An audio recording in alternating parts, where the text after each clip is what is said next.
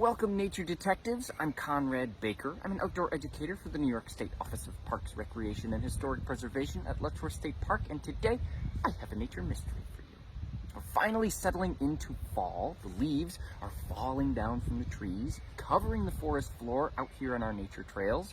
They're all around me now, and I think we can use our nature tools to figure out what kind of trees they came from and how they help us every single day. We'll use two nature tools today, our eyes and our fingers. I thought it might be best to focus on one specific group of trees, different kinds of maple trees, rather than try to look at all different kinds of leaves of all different kinds of trees in the entire forest. Let's just talk about maple trees, and then particularly kinds of maple trees that are native to New York State, that have grown here for hundreds and hundreds and hundreds of years. I'll give you an example. Right down here, I have this leaf right here. It might look familiar to many of you, but using some specific nature clues, we can figure out what kind of maple tree this comes from. We know it's a maple leaf because it has these 5 major points coming off of the leaf. It looks like the leaf that you see in the middle of the flag of Canada. But unlike the leaf that you see on the flag of Canada, this one has a different color. That's our first nature clue. The color on this leaf is a kind of a pale yellow. It's not like school bus yellow, but it's a nice, happy, cheery, pale yellow.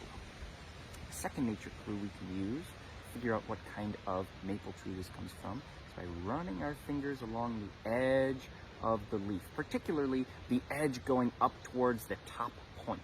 This point that is furthest away from the middle of the leaf, like the pointy tower or the head of the leaf with the stem pointing down. Feeling with our fingers, it feels pretty smooth. You can probably even see from there. Feels pretty smooth, looks pretty smooth. There's one bump on the way to get from the middle of the leaf to the top, but it's more or less pretty smooth. That edge of the leaf is a straight line. The third nature clue we can use to figure out who this is by looking at the dip in between these 2 points. These dips right here are pretty smooth and U-shaped. So we have all of our nature clues together. It's a U-shaped gap between these 2 points. The way to get from the middle of the leaf to the top is a smooth line, more or less, with just one bump in the way, but more or less a smooth line, and the leaf color is pale yellow. This must be a sugar maple leaf. Sugar maples are probably very familiar to many of you out there. Of course, sugar maples give us the delicious maple syrup.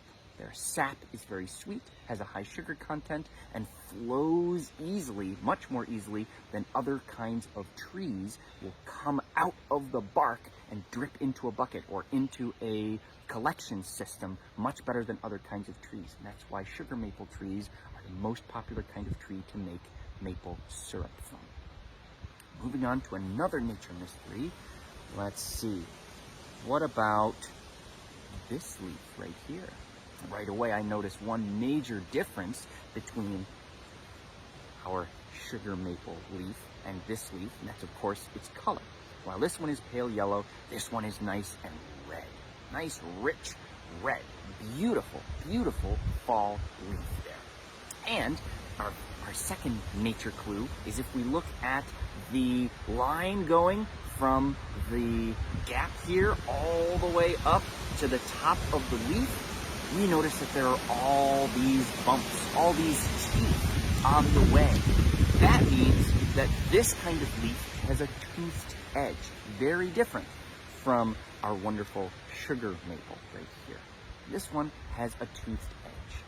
Our third nature clue that we'll use to figure out what kind of maple this is from is by looking at this gap down here. You notice that in the sugar maple, it's a nice U shape. But in this kind of maple, it's a deep notch, more like the letter V than the letter U. So let's put those nature clues together. We have a V-shaped notch, a toothy edge, and a nice rich red color. This must be a red maple.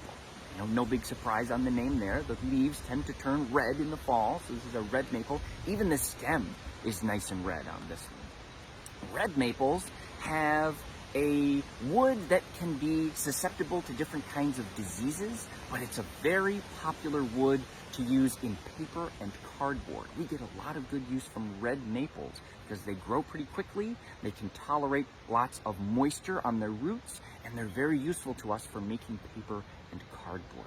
Red maples are a really important tree to have around. Moving on to yet another maple leaf that we find around here.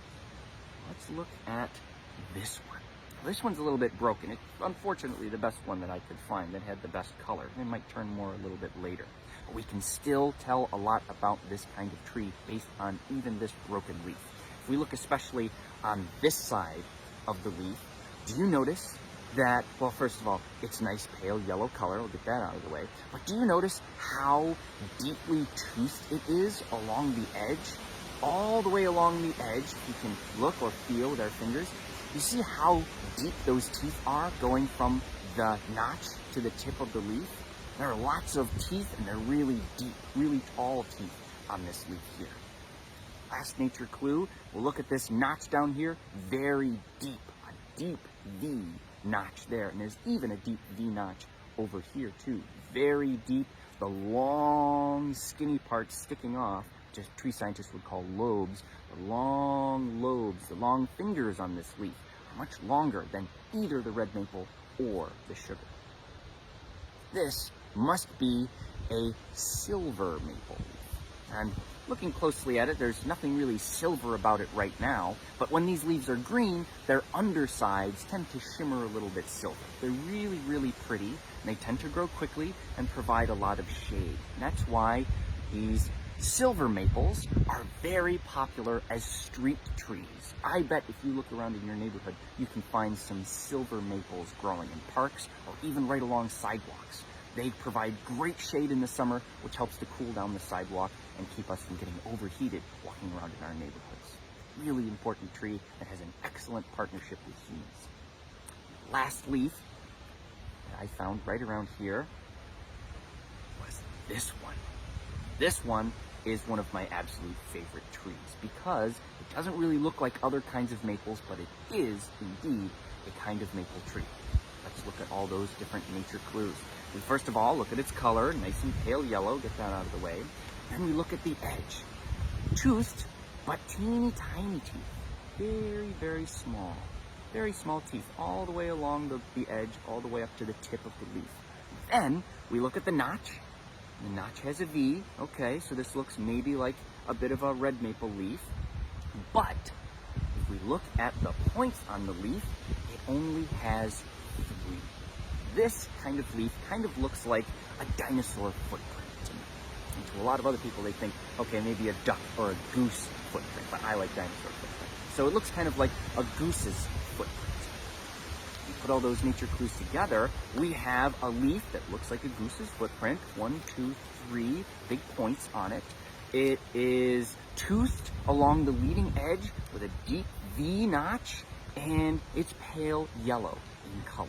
This must be a striped maple leaf. Striped maples are really unique in this whole group of trees that are making these leaves. Striped maples are the only maple trees that we've mentioned here that have green bark.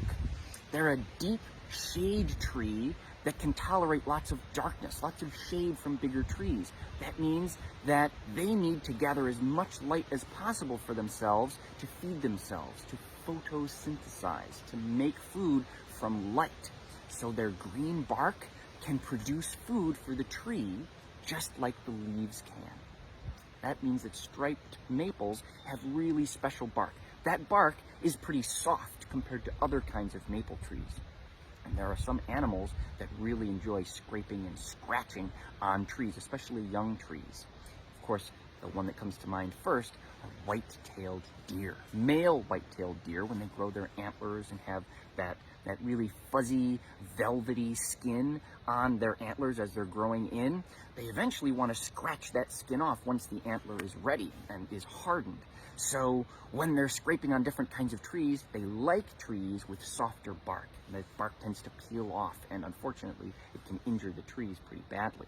Striped maple trees are really popular trees for male white-tailed deer, bucks, to rub their antlers on. And before the invention of trail cameras, human hunters would look at trees to try to see if there are lots of deer in the area and if an area is worth hunting. Well, thank you so much for joining me for today's Nature Mysteries. If you have any questions about maple trees or other kinds of trees that might be growing and changing colors in New York State just about now, please put a comment in the comments section below the video. Share this video with your friends to put their nature detective skills to the test. And as always, like Letchworth State Park's Facebook page to stay tuned for more nature mysteries.